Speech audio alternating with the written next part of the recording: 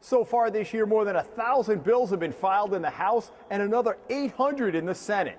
Now, only a fraction of these will ever see the light of day in a place where everything important happens the last week of the session. This week, we take a look at some of the quirkier bills flying under the public's radar. Governor Chafee is getting the lion's share of attention for his plan to broaden the state's sales tax.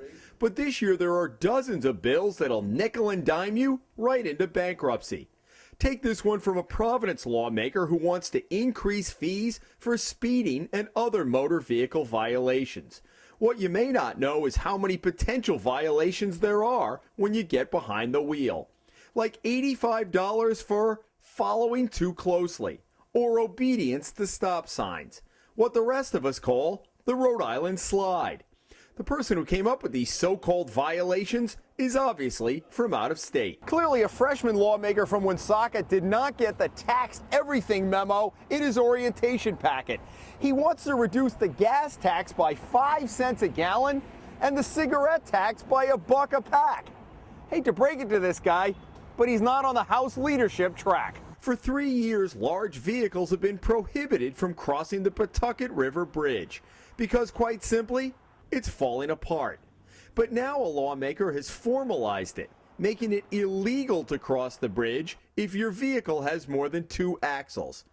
Like the $3,000 fine isn't enough of a deterrent. Speaking of bridges, there's a bill pending that would exempt the Iron Workers Union, you know, the guys who actually put up the bridges, from having to do drug and urine testing. Now, with all due respect to the iron workers, aren't these the guys you want to have a clear head when they're putting up these things? This may be one of the most practical bills of the session. For years, the Educational Brain Trust has been trying to figure out how to get underperforming schools like this one to improve.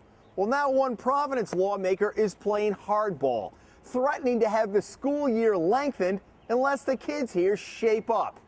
How do you think that's going to go over in July when the temperature hits 90? A senator from Smithfield has filed a bill to make it illegal for kids to use cell phones in school. Illegal.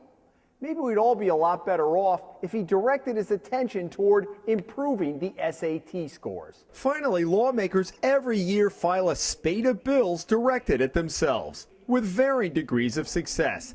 This year's offering? A mandated 20% copay on their health insurance, and companion bills that would require them to disclose any business dealings with those having an interest in legislation before the Assembly, or better yet, any relative employed by the state or a local community. All of those should go over like a lead balloon. Now keep in mind, Rhode Island only has a part-time legislature. Can you imagine if they made it full-time?